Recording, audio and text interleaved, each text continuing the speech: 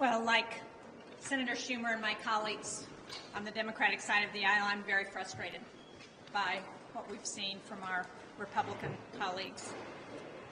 I'm proud to support this national security supplemental package, and I'm here to talk about Ukraine, but I just want to make one more point before I talk about why this is so critical to Ukraine.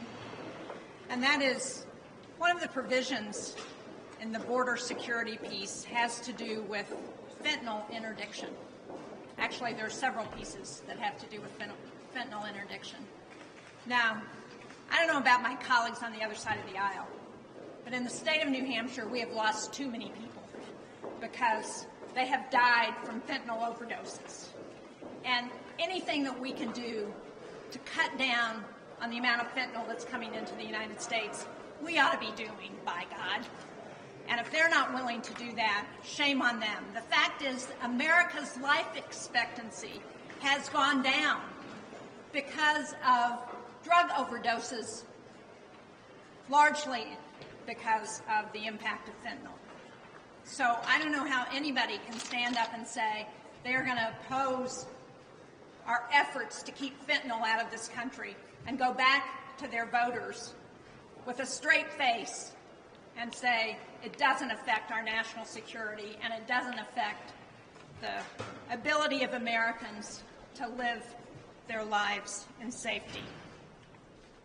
Now, providing aid for Ukraine, Israel, and Taiwan, along with humanitarian assistance for the people of Gaza and for other vulnerable populations, is what's in this bill, and it sends a strong message that America stands on the side of freedom and democracy and against dictators and terrorists. If signed into law, it will provide Ukraine with the necessary aid to continue its war against Putin, a fight for freedom which Ukraine must win. The Europeans got their act together last week. They provide $54 billion in aid to Ukraine. Well, it's time America gets its act together.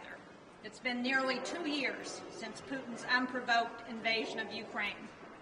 And thanks to the bravery and sacrifice of the Ukrainian people, a sovereign and democratic Ukraine stands today.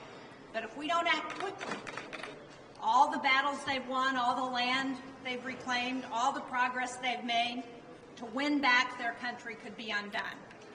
Right now, Ukraine has just 20% of the ammunition and artillery it needs as Russia is advancing. How America responds to Putin today will determine the strength of tomorrow's autocrats. When dictators are not held accountable for their aggression, their threat to the world continues. Under Putin, Russia has deepened their ties with Iran, with North Korea, and the People's Republic of China. Up to 85% of Russia's missiles are now foreign-made, and Iran supplies 70% of Russia's drone capabilities. These are the drones that are terrorizing Ukraine. And if we fail to support Ukraine, we will only embolden Iran and its proxies further. So for all of my Republican colleagues who have been screaming about Iran and screaming about China, what they're going to do if they fail to fund Ukraine is to embolden the People's Republic of China and embolden Iran and embolden North Korea. Because, make no doubt about it, Beijing will be emboldened to take even more provocative actions towards Taiwan.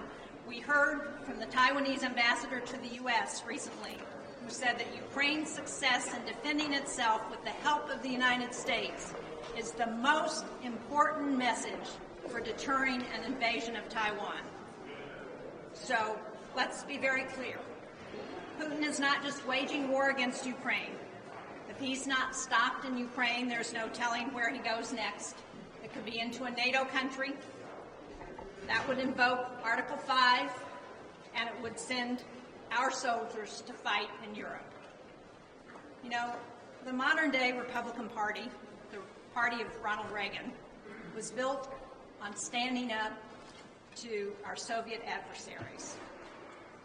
But MAGA Republicans are willing to put at risk our national security to let Ukraine fail simply because they think it will help their nominee, preferred presidential candidate, former President Trump, in November. That's spineless and it's wrong.